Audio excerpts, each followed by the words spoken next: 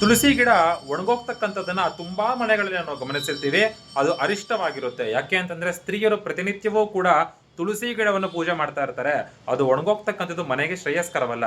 ಅದರಿಂದಲೇ ಎಲ್ಲರ ಮನೆಯಲ್ಲೂ ಕೂಡ ನಾವು ಎರಡೆರಡು ತುಳಸಿಗಳನ್ನು ಇಟ್ಕೋಬೇಕು. ವಿಷ್ಣು ತುಳಸಿ ಮತ್ತೆ ಲಕ್ಷ್ಮೀ ತುಳಸಿ. ಲಕ್ಷ್ಮೀ ತುಳಸಿ ಅಂತಂದ್ರೆ ಹಸಿರು ಬಣ್ಣದಲ್ಲಿರುತ್ತೆ. ಕೃಷ್ಣ ತುಳಸಿ, ವಿಷ್ಣು ತುಳಸಿ ಅಂತಂದ್ರೆ ಸ್ವಲ್ಪ ಬ್ಲೂವಿಶ್ ಆಗಿ ನೀಲಿ ಬಣ್ಣ ಅಂತಕ್ಕಂಥದ್ದು ಸ್ವಲ್ಪ ಮಿಕ್ಸ್ ಆಗಿರುತ್ತೆ. ಆ ಎರಡೂ ಕೂಡ ಇಟ್ಕೊಬೇಕಾಗ್ತದೆ ನಾವು. ಆಗ ಒಂದು ಒಣಗೋದಾಗ ಇನ್ನೊಂದಕ್ಕೆ ನಾವು ಪೂಜೆಯನ್ನು ಮಾಡ್ಕೋಬಹುದು ಅವತ್ತಿನ ದಿವಸ, ಮತ್ತೆ ಮಾರನೇ ದಿನ ನಾವು ತಗೊಂಡ್ಬರ್ಬೋದು.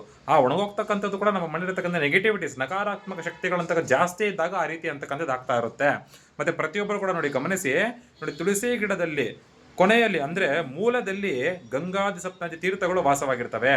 ಮಧ್ಯದಲ್ಲಿ ಸರ್ವ ದೇವತೆಗಳು ಕೂಡ ವಾಸವಾಗಿರ್ತವೆ. ಅದರಿಂದ ನಮಗೆ ಸಪ್ತ ನದಿಗಳಲ್ಲಿ ಮಾಡಿರ್ತಕ್ಕಂಥ ಪುಣ್ಯ ಸ್ನಾನದ ಫಲ ಬೇಕು ಅಂತಂದ್ರೆ ತುಳಸಿ ಗಿಡದಲ್ಲಿ ಇರತಕ್ಕಂಥ ಮಣ್ಣಿನ ತೆಗೆದುಕೊಂಡು ನೀರಲ್ಲಿ ಸ್ವಲ್ಪ ಮಿಕ್ಸ್ ಮಾಡ್ಕೊಂಡು ನಾವು ಸ್ನಾನ ಆಚರಣೆ ಮಾಡೋದ್ರಿಂದ ಕೂಡ ಗಂಗೆ ಚ ಯಮುನೆ ಚೈವ ಗೋದಾವರಿ ಸರಸ್ವತಿ ನರ್ಮದೆ ಸಿಂಧು ಕಾವೇರಿ ಜಲೇಸ್ಮಿನ್ ಸನ್ನಿಧಿಂ ಕುರು ಅಂತ ಏನು ಹೇಳ್ತೀರಾ, ಗಂಗಾದಿ ಸಪ್ತನದಿ ತೀರ್ಥಗಳಲ್ಲಿ ಸ್ನಾನ ಮಾಡಿದಂತಹ ಶುಭ ಫಲಿತಗಳು ಅಂತಕ್ಕಂಥದ್ದು ಬರುತ್ತೆ. ಅದರಿಂದ ಪ್ರತಿ ಸ್ತ್ರೀಯರು ಕೂಡ ಅಷ್ಟೇ ಪ್ರತಿನಿತ್ಯವೂ ಬೆಳಗ್ಗೆ ಮತ್ತು ಸಾಯಂಕಾಲ ತುಳಸಿ ಗಿಡದ ಮುಂದೆ ತುಪ್ಪದಲ್ಲಿ ದೀಪಾರಾಧನೆ ಮಾಡ್ತಕ್ಕಂಥದ್ದು ಮನೆಗೆ ತುಂಬಾ ಶ್ರೇಯಸ್ ಅಂತಕ್ಕಂಥ ತಗೊಂಡ್ಬರುತ್ತೆ.